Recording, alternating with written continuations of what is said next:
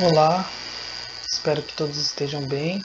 Meu nome é Rodrigo Cesário, sou oceanógrafo, estudante de mestrado de Oceanografia Biológica pela FURG.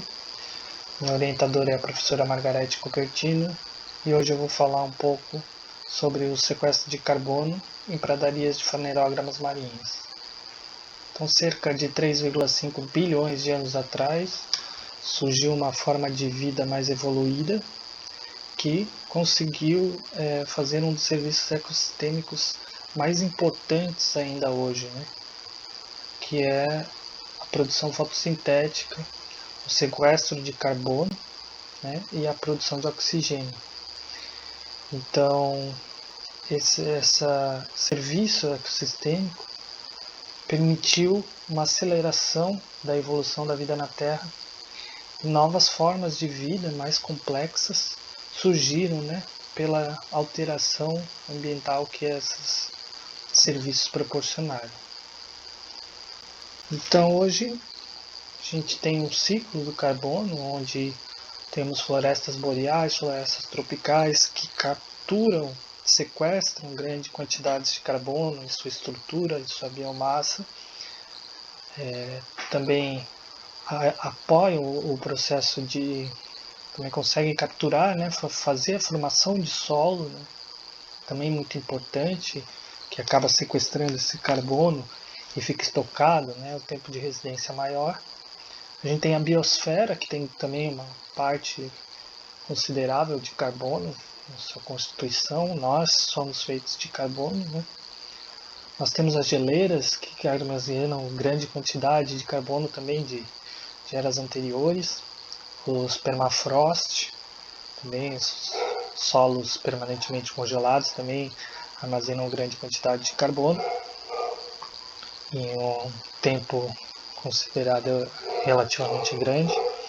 A gente tem também os grandes reservatórios de carbono, né, de hidrocarbonetos, os petróleos, o carvão natural, o gás natural, que estão ali milhares de anos retendo esse carbono, né?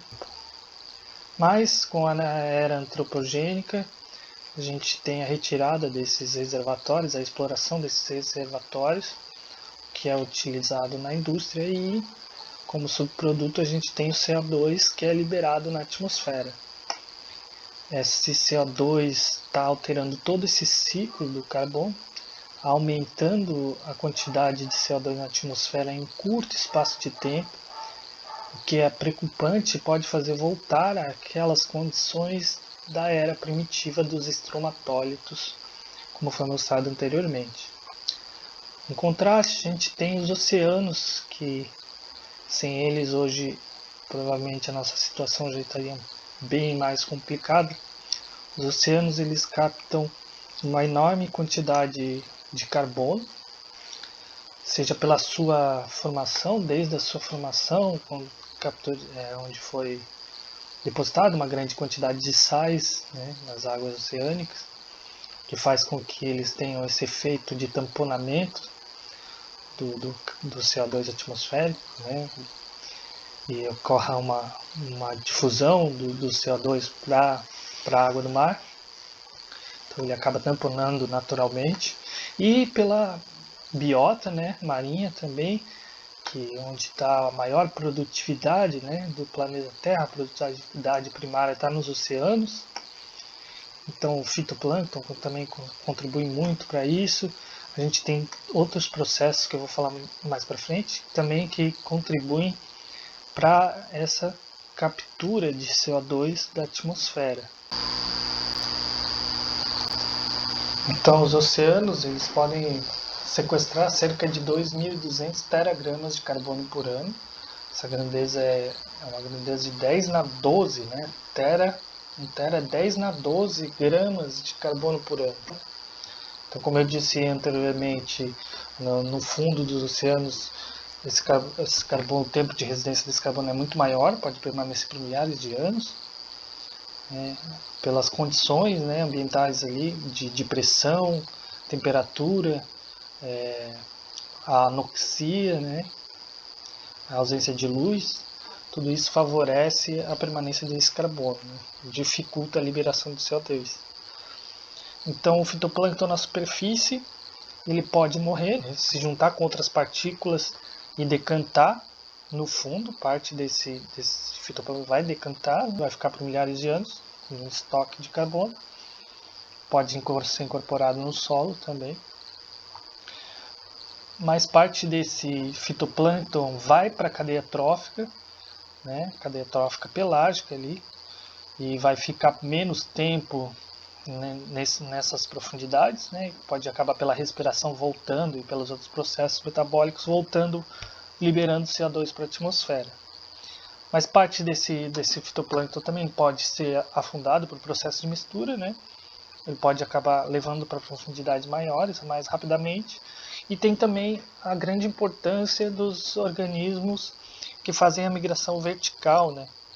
Conseguem transpor essas barreiras em curto espaço de tempo, levando essa grande quantidade de carbono para o fundo, aumentando esse estoque de carbono no fundo dos oceanos.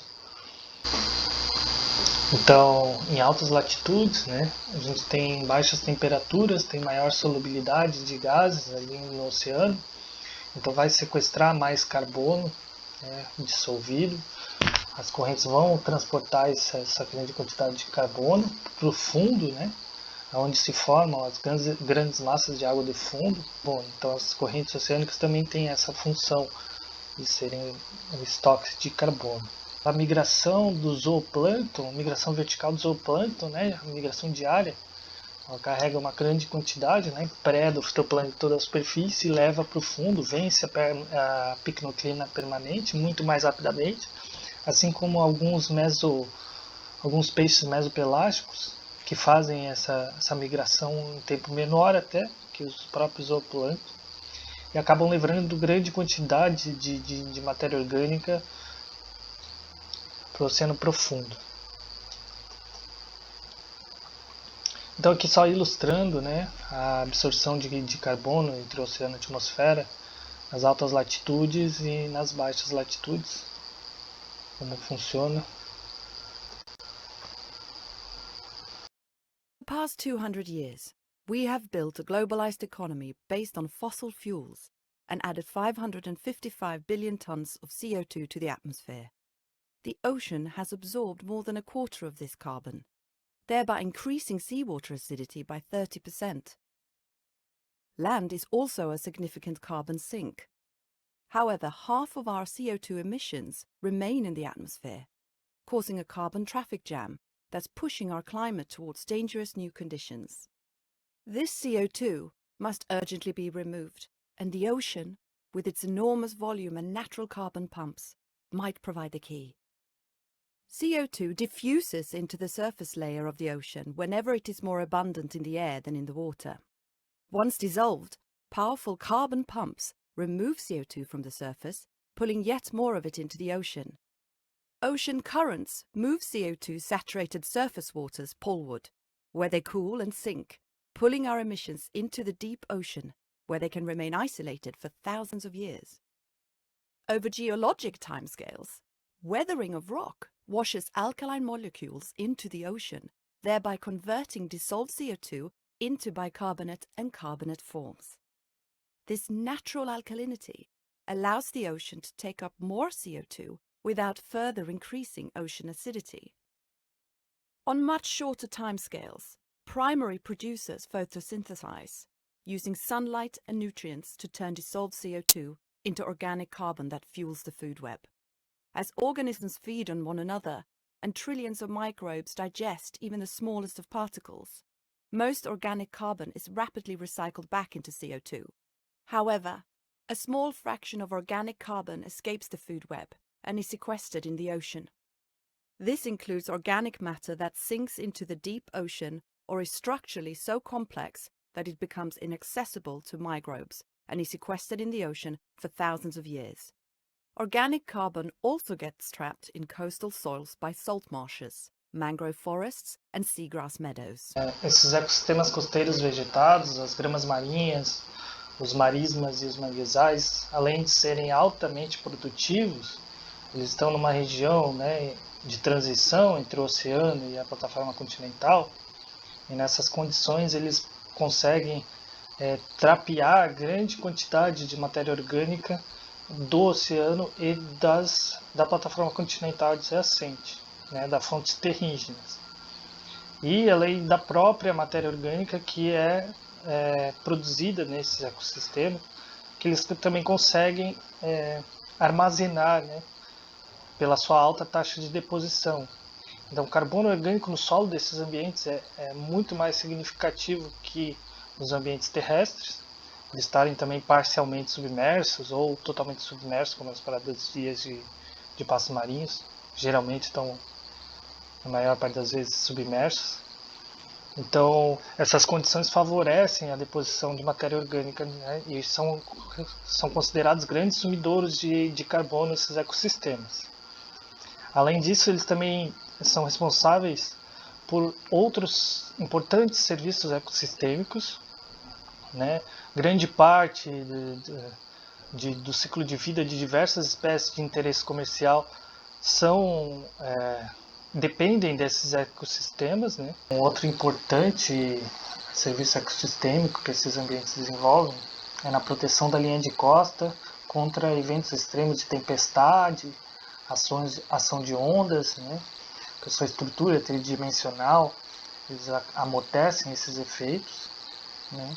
E aí também a capacidade deles de reter sedimento, né, que impede, né, os efeitos de erosão e dá mais estabilidade para a zona costeira. Então vale também destacar a capacidade de depuração, né, de poluentes desses ecossistemas. Por exemplo, efluentes domésticos, né, que descargam grande quantidade de nutrientes. Parte desses nutrientes é utilizado no próprio metabolismo desses vegetais e parte desses nutrientes é soterrado junto, né, com o sedimento, onde fica menos disponível para a biota. Né. Assim como poluentes inorgânicos como metal pesado, né, que se complexam com as partículas em suspensão, justamente por essa redução da hidrodinâmica e maior taxa de deposição, são depositados no fundo, onde eles tendem a permanecer inertes, né, e indisponíveis para a biota. Então eles têm essa grande função ecossistêmica também. E ciente disso, foi feita uma estimativa de valor, né, pelos serviços ecossistêmicos desses ambientes, chegou em torno de 25 trilhões de dólares. Né? Mostra a importância tanto ecológica quanto socioeconômica desses ambientes. Esse gráfico comparativo, ele mostra um pouco, né, da quantidade, da capacidade de armazenamento de carbono relativa à sua área. Por exemplo, o Oceano Profundo, ele tem uma área enorme, ele é responsável por uma enorme quantidade de armazenamento de carbono, mas a sua área é muito grande e quando comparado com a área desses ecossistemas costeiros, né, é ínfima a contribuição desses ambientes. Então, os ecossistemas costeiros eles têm uma enorme capacidade de reter o carbono e por isso que eles são chamados de sumidouros de carbono. Assim como os estuários e plataformas continentais também armazenam grande quantidade de carbono, mas também a área deles é muito maior quando comparado com as áreas desses ecossistemas. Então, como que funciona, né? Como que funciona o armazenamento de carbono nesses ecossistemas? As gramas marinhas, elas estão, na sua maioria, submersas, né? A maior parte do tempo estão submersas. E elas atuam são espécies construtoras de hábitats. Então, pela sua característica das suas folhas, de rizomas, né, e raízes, as suas folhas não são tão frágeis quanto as macroalgas, né, mas também não são tão rígidas, que permite elas um certo movimento na água. Então, essa plasticidade das gramas marinhas faz com que reduza a hidrodinâmica no local. Né? Reduzindo a hidrodinâmica, você tem uma maior deposição de sedimento. Essa deposição de sedimento favorece o acúmulo de carbono, é absorvido pela produção fotossintética e é exudado no sedimento compostos orgânicos e também restos vegetais, etc., são armazenados, né, no solo desses ambientes e a sua alta taxa de depuração faz que pequenas camadas, né, em poucas profundidades, o solo já se torne anóxico, que também dificulta, né, a oxidação dessa matéria orgânica e a produção de CO2 pelas bactérias, né, pelos organismos decompositores. E parte também do carbono de outros ambientes, tanto de fontes terrígenas como de manguezais, ambientes adjacentes, manguezais, marismas, ele acaba sendo sequestrado, né, por esses ambientes, uma quantidade de carbono que não é só autóctone, tem uma quantidade de carbono alóctone, que é quando é formado em outros ambientes, mas é depositado neste local, né. E ao mesmo tempo as gramas marinhas também podem exportar biomassa e carbono para os outros ambientes, né? Se carreados pelas correntes, por eventos de tempestade, enfim, leva a biomassa para fora, leva os exudados sedimentos e acaba sendo depositado nesses outros ambientes de marismas manguezais ou até exportado para os ambientes profundos. O carbono da biomassa das gramas marinhas é um carbono mais refratário, mais difícil de degradação. Então, como eles estão já permanentemente submersos, que dificulta já a degradação desse material, ele é carreado por correntes e como ele tem uma estrutura mais complexa, ele fica mais tempo e pode ser transportado para o oceano profundo, onde vai permanecer ali por milhares de anos. Já tem registros, né, sobre essa contribuição das gramas marinhas. Diferentemente, por exemplo, dos manguezais e das florestas terrestres, as gramas marinhas elas estão quase sempre submersas. Então elas não capturam o CO2 direto da atmosfera. Como que funciona então? Né? Elas capturam carbono inorgânico dissolvido na água. Então o CO2 em contato com a água ele é difundido, torna-se ácido carbônico, bicarbonato e carbonato, né, em partes. Então ele usa esse carbono inorgânico dissolvido na água para sua produção fotossintética. Então ele retirando esse carbono inorgânico dissolvido da água, ele diminui a pressão parcial do CO2 e aumenta a difusão do CO2 para o oceano, certo? Naquelas regiões. Isso torna esses ambientes um refúgio de organismos carbonáticos, né? No próprio processo fotossintético, as gramas marinhas acabam produzindo carbonato, acabam produzindo carbonato, né?